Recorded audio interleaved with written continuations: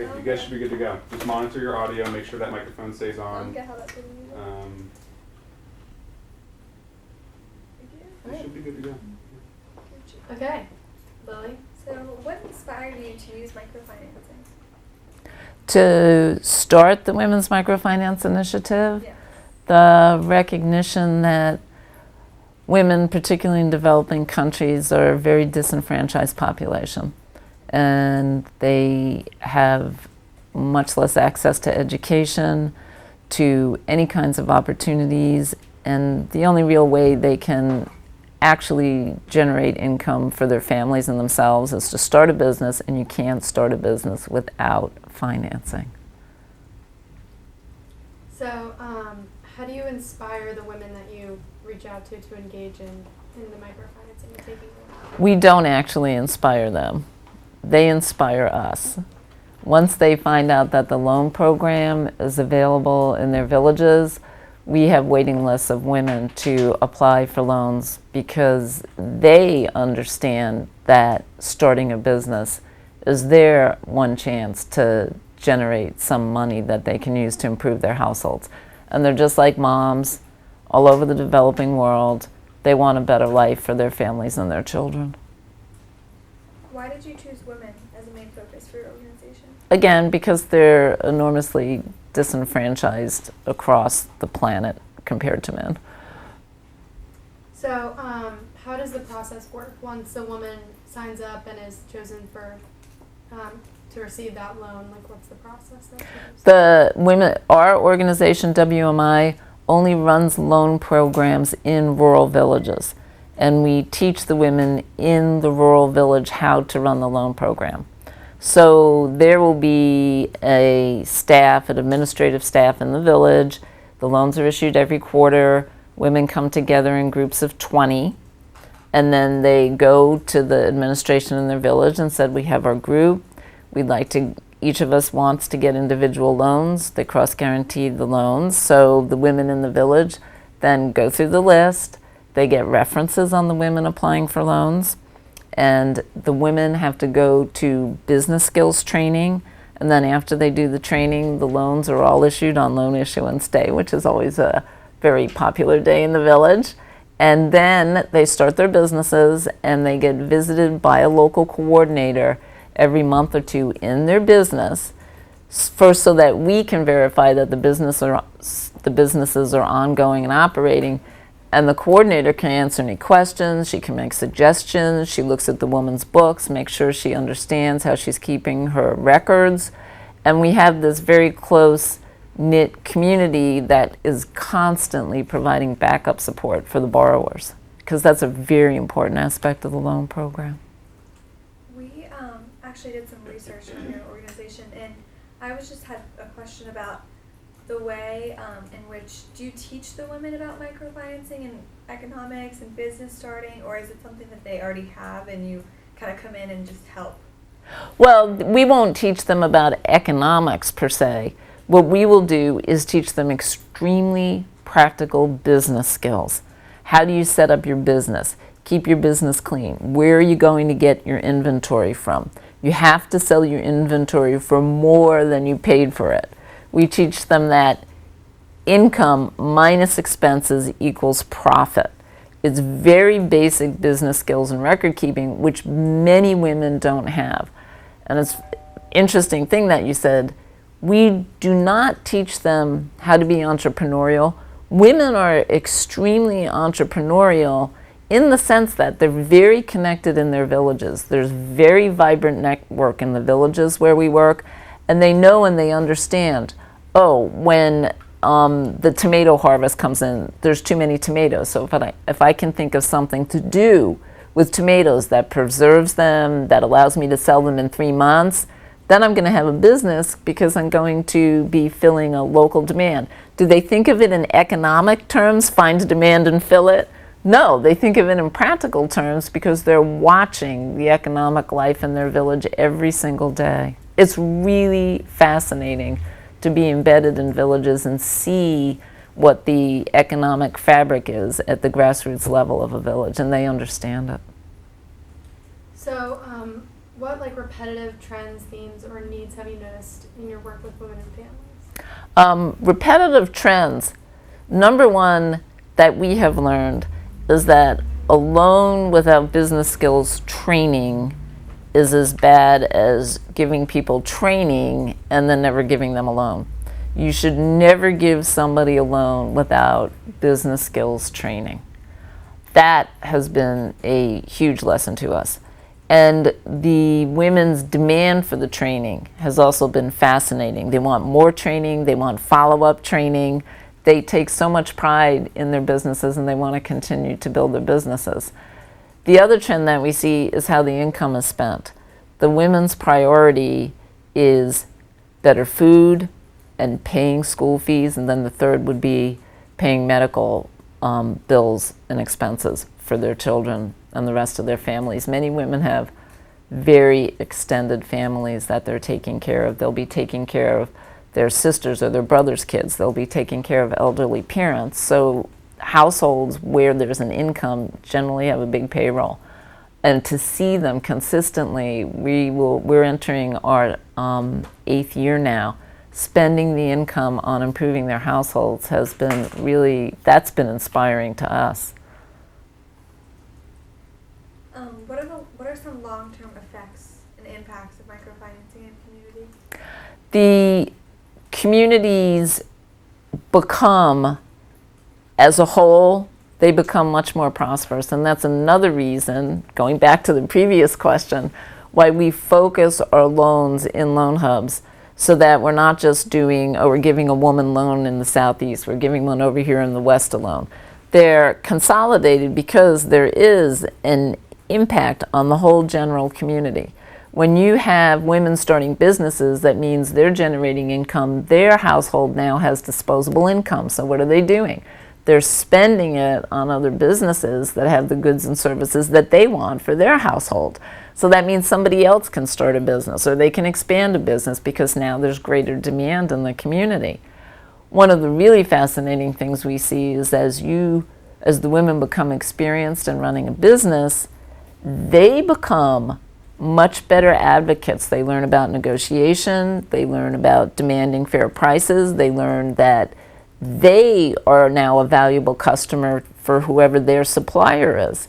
So they learn to become self-advocates, and that means it transitions over into demanding better services from the local government, demanding better schools, demanding better resources, and that's been fascinating. They become leaders.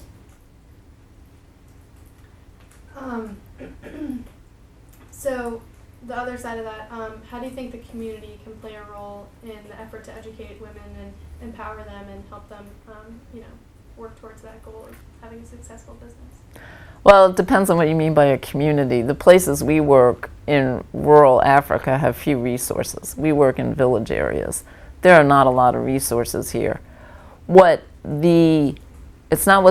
don't think it's what the community can provide in terms of helping to better educate this women. It's what they provide in way of support, cultural support, support for women whose businesses are expanding, support for the women if they run for local governmental offices, support for the women if they're willing to go to the district government and demand the school books for the school that never showed up. So it's the community as a whole making sure that these women are supported when they do go out and try to expand their businesses, demand more and better resources. On a bigger level, if you mean community as in terms of a federal government in the countries where we work, well, the federal government could get better educational resources out there to the communities, not just for our women, but for the entire population. What about our community? Like the community overseas, the community in countries that aren't considered developing countries, like what could we do to, besides just giving money, giving these loans, donating to these organizations, what can we do to further move forward the microfinance initiative?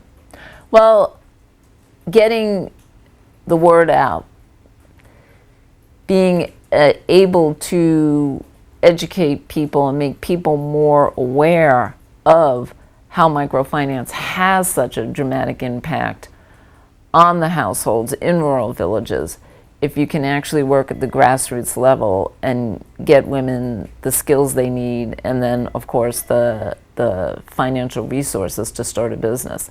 So public awareness is a big deal, and changing attitudes about not having to work through monolithic institutions, being able to work on the grassroots level where you are actually having inputs to grassroots organizations or villages so that they can determine how they want to run a microfinance program in their village.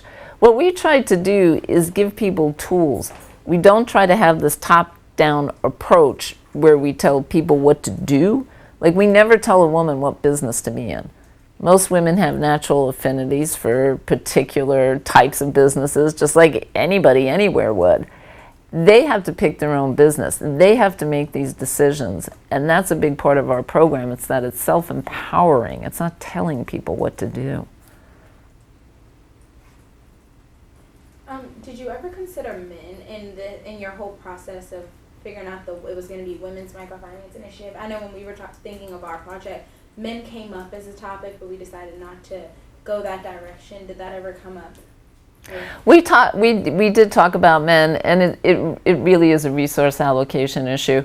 We're an extremely small organization. We have an annual budget of $250,000, and we're run entirely by volunteers in the United States. So you have to pick your focal point and stick to it, because you're with a small budget and no paid staff, you're not going to be able to be everything to everybody. And we just focused on women because traditionally they have had much more limited access to opportunities.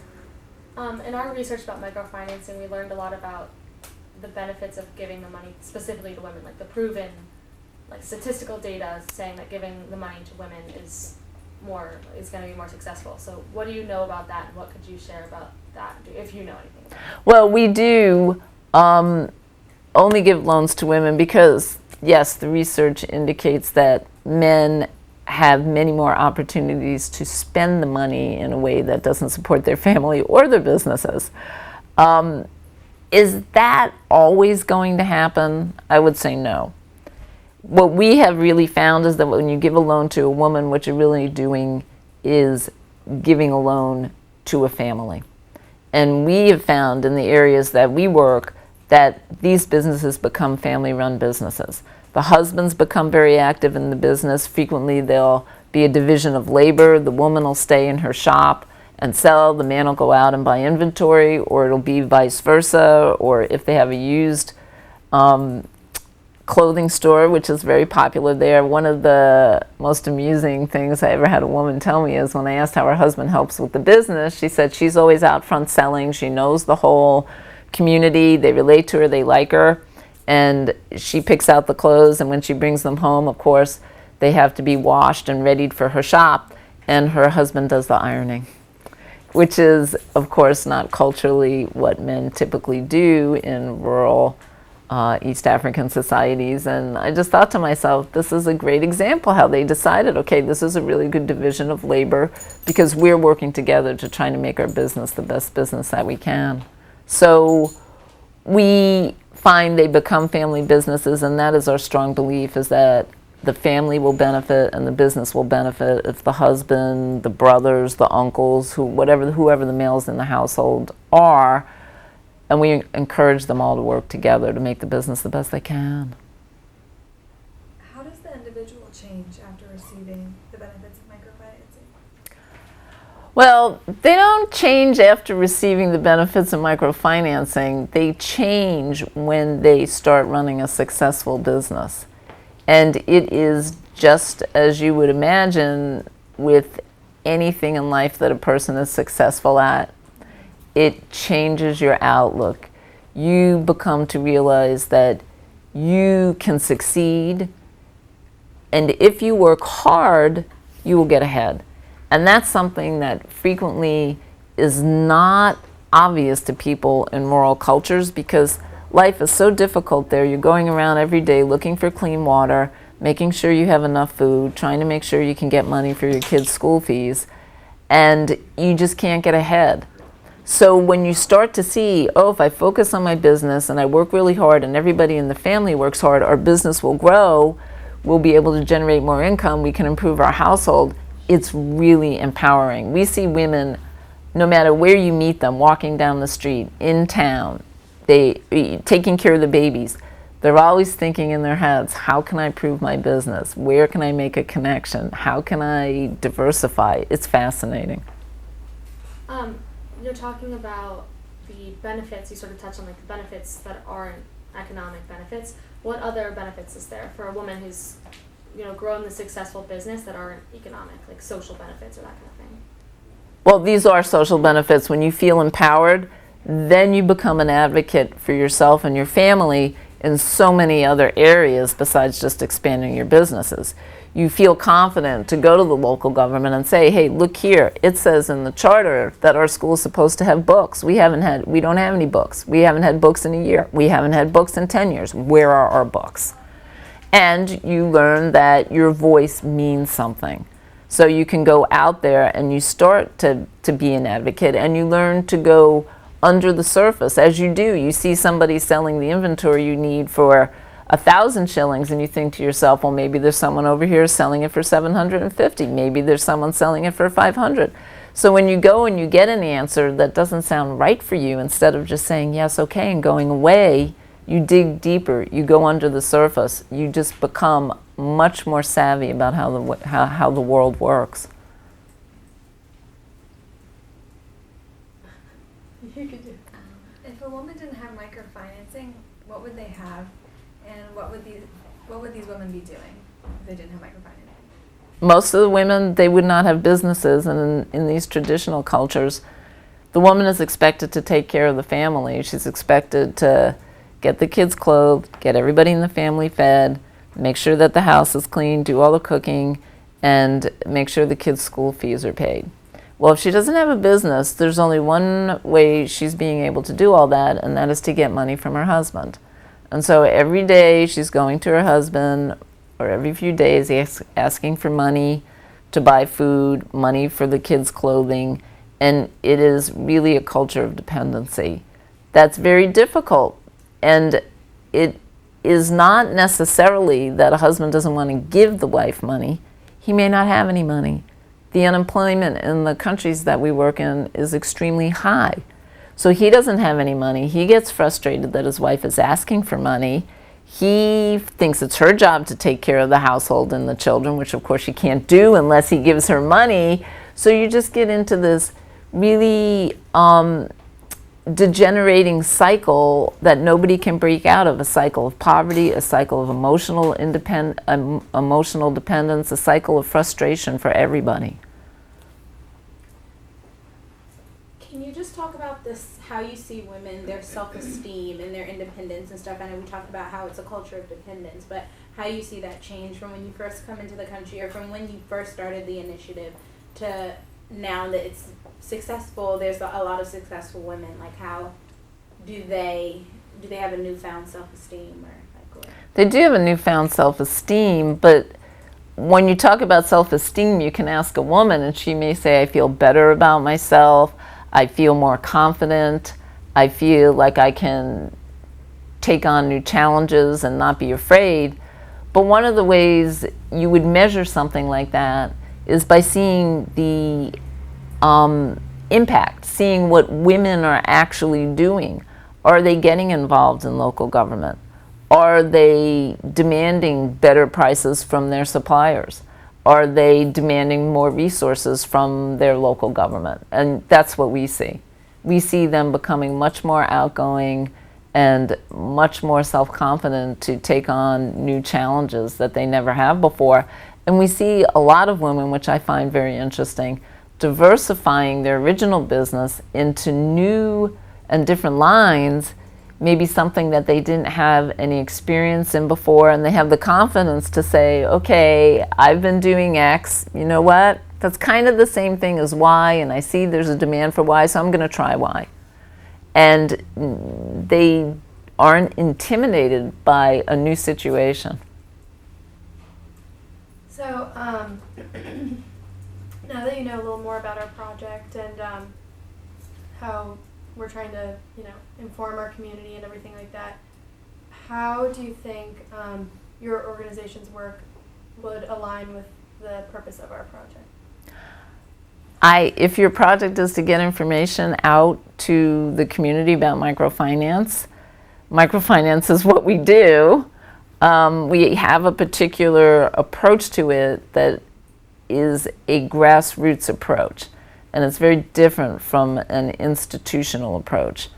And we believe that working at the grassroots level, where you're giving women the opportunity to make their own decisions and to run the program themselves, is a very big deal for them.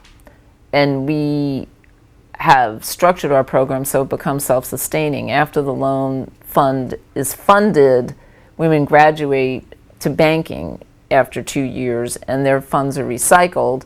So if we left any of these villages where we work today, the loan program would continue. That's very important because you can't depend on support forever. It just doesn't happen. How many villages have you worked with? If you could Villages, thousands. A village is a tiny, tiny area in rural Africa. And in a country like Uganda, which is the country where we started, it is a country that is got an enormously high population density. So villages are right next to each other. You are never alone in a country like Uganda. So we've been in thousands of villages. So we know you said that you work in 3 villages now, but do you see yourself expanding and going to different countries and different continents and stuff? We work in 3 countries now. And no, we don't see expanding past these 3 countries. There's enormous economies of scale when you're working in contiguous countries, and the logistics working in poor rural areas are enormous. The transportation infrastructure is abysmal. And just getting around and having our trainers go out from Uganda, we train the new borrowers in Tanzania, we train them in Kenya, and it's very important that the women feel like they're part of a network, that the women in Tanzania come to Uganda and get trained for a week. It's really important that you have this network support. So working past 3 countries, you would lose this whole peer network that we've put in place.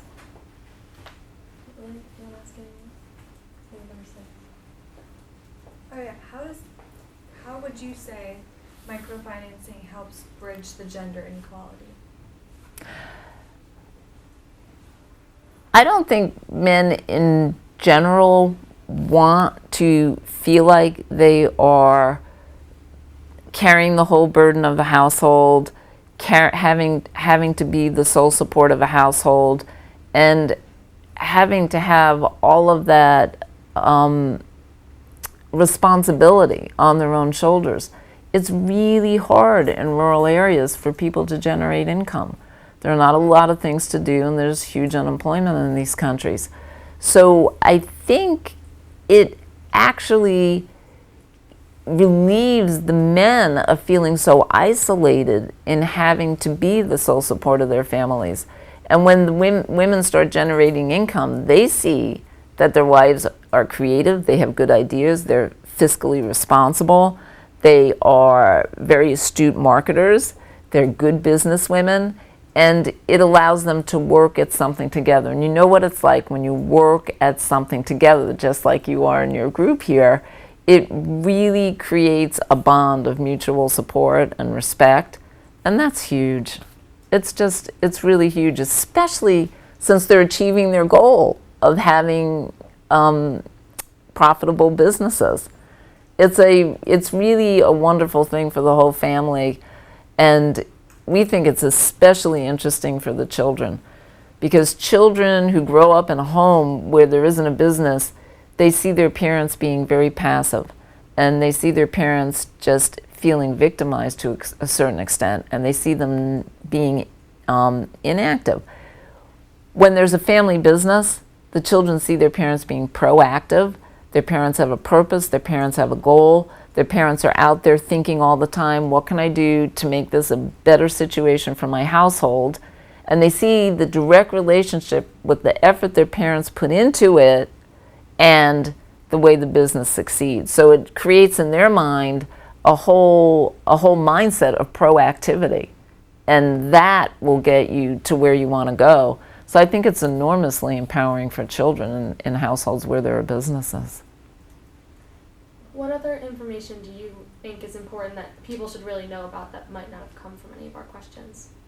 I know that's a broad topic, but like. Yes, that's quite broad.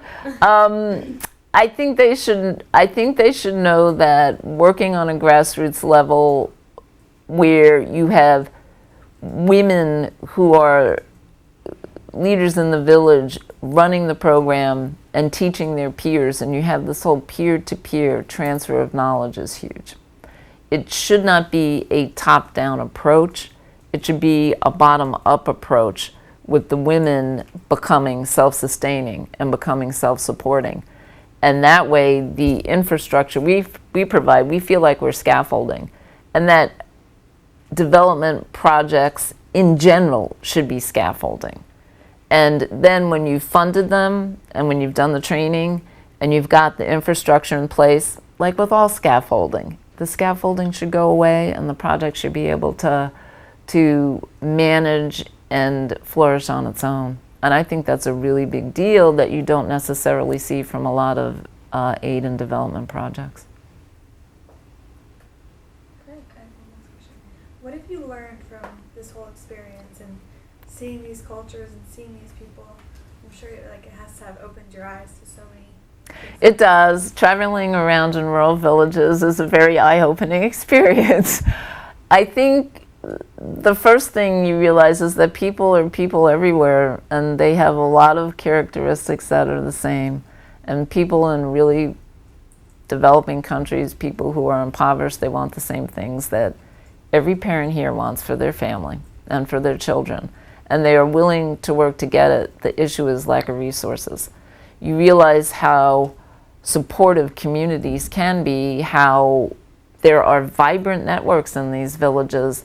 And we feel like we don't come in and put a network in a village. Networks already exist. We feel like we amplify them. We give them some inputs to make the network produce better results for the people who live in these villages. And people are really, really friendly throughout the world. I do not speak a host of native African languages, so there's usually a language gap wherever I go. But it doesn't matter. People know why I'm there. They know why they're there. And you can connect on so many different levels. And typically here, you run into people that you have a lot of common experiences with. When I'm traveling in Eastern Africa, I run into people that I have no common experiences with. And yet, you can develop this bond because you're working towards a similar goal. It really opens the doors in your perception about what the world is like out there outside the Beltway. What else? We've seen that you've brought groups of students from this area Yes. over to some of these countries. What have you noticed from the students? Like, what have you noticed about the students that have maybe changed, or what they have seen as like their perceptions changed, and what was it like having them there? Well, the interns that we have are a self-selecting group of people. Only certain people want to go live in an African village for a couple of months and work to help a local microfinance program. The overall experience, the students tell us, has been, as you might expect, eye-opening. We have many of them tell us that it's changed what they're interested in, what they want to do with their careers, and that they want to be involved first in something that is people-related.